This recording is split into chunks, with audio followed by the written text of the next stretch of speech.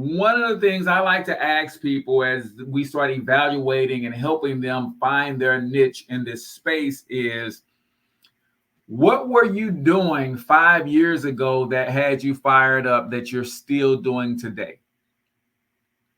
It's one of the questions I get people to think about. What were you doing 5 years ago that got you fired up that you're still fired up about doing today?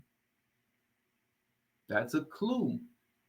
You might be able to find a connection there to monetize that thing. The second part of that question is, can you see yourself being fired up about that thing for the next 5 years? Guys, when it comes to helping fathers create passive income, that's something that I've always been fired up about since I came into the world of business.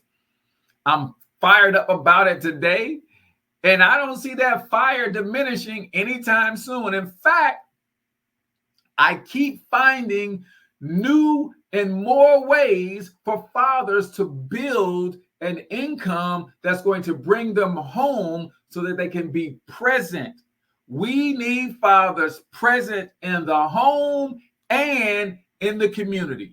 And when I say community, I'm not just talking about the hood that you live in. I'm talking about community in all phases of the word community, in the school community, in the business community, in the actual community, walking the streets where our young people are being influenced and getting off into all kinds of crazy stuff, right?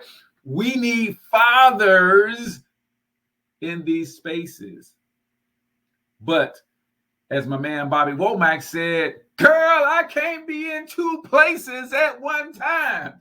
If I got to be away from the family compound to make a living, when my son has this wonderful idea to do something not so smart, and I'm away and not there to coach him through how to move, then, that's just what it is. So think about the things that you are passionate about.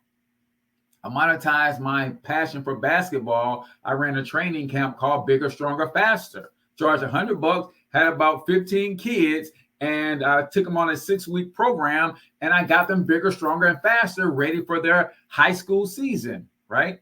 Passionate about basketball, but more importantly, passionate about the physical component that's required to excel in the sport of basketball. And I monetize that, right? You can monetize the things that you are passionate about.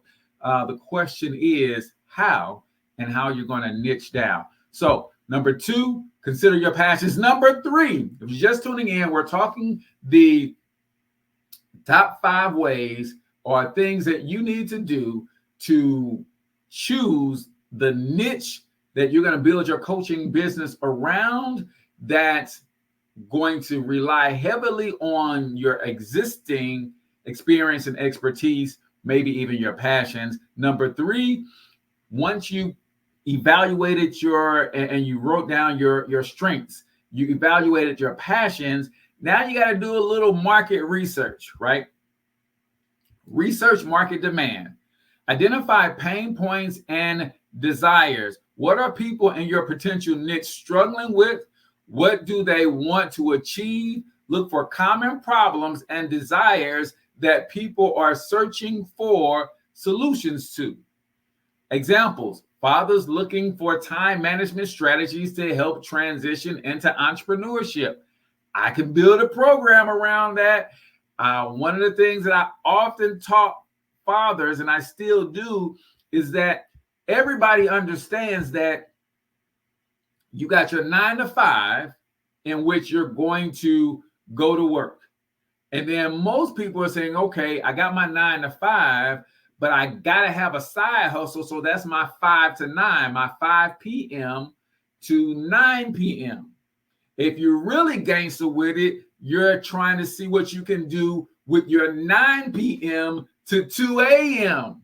But where most fathers never look for time is at 5 a.m. to 9 a.m. See, we got the 5 to 9 p.m., but you might find the best time for you to put a couple hours into your business, 5 a.m. to 9 a.m. What does that mean? That means you're going to sacrifice a little bit of sleep, baby. That's all that means. And ain't nothing wrong with giving up a little bit of sleep. But you got to find the time. So I could see myself creating a product around that. Now, how would I research that? Well, I would literally go out to my friend ChatGPT. Let me see if I can get my screen share to work with us today.